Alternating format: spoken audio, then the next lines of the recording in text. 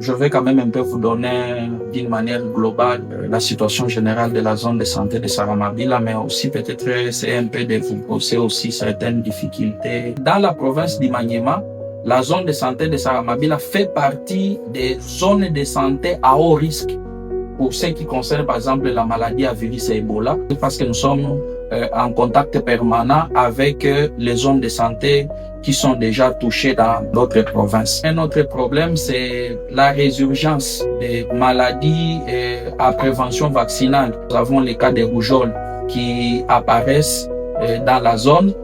C'est un problème aussi de la maîtrise des vaccinations des enfants, ainsi de suite.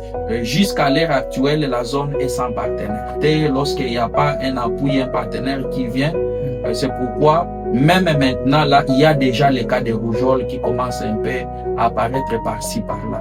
La zone de santé se trouve aussi dans une épidémie parce qu'elle a notifié au moins 4 cas de polio dans la zone.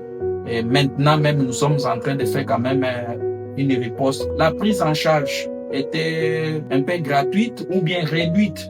Il y a des ruptures intempestives en médicaments. Maintenant, là, la population doit venir pour être soignée. Il faut vraiment qu'elle puisse quand même payer son ticket modérateur. Et cela fait assez qu'il y ait certaines conséquences, notamment l'augmentation des cas de décès, surtout chez les enfants de moins de 5 ans, les femmes enceintes.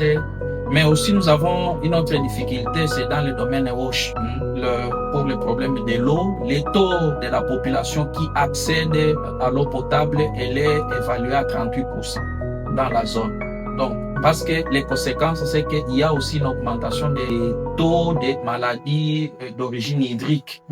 On peut ajouter aussi la malnutrition. Comme nous sommes dans une zone où la sécurité est relativement stable, cela entraîne aussi certains problèmes, notamment les cas de violences sexuelles, où il y a des malades qui arrivent, ils devraient quand même être pris en charge, mais du fait qu'il n'y a pas un partenaire vraiment qui pouvait quand même prendre en charge tous ces malades, ils sont vraiment abandonnés à leur triste sort. Et peut-être pour chuter aussi faire un plaidoyer à travers votre organisation, des partenaires qui pouvaient vraiment venir nous aider dans tel ou tel autre volet. Ça pouvait vraiment soulager la communauté et peut vraiment nous réjouir.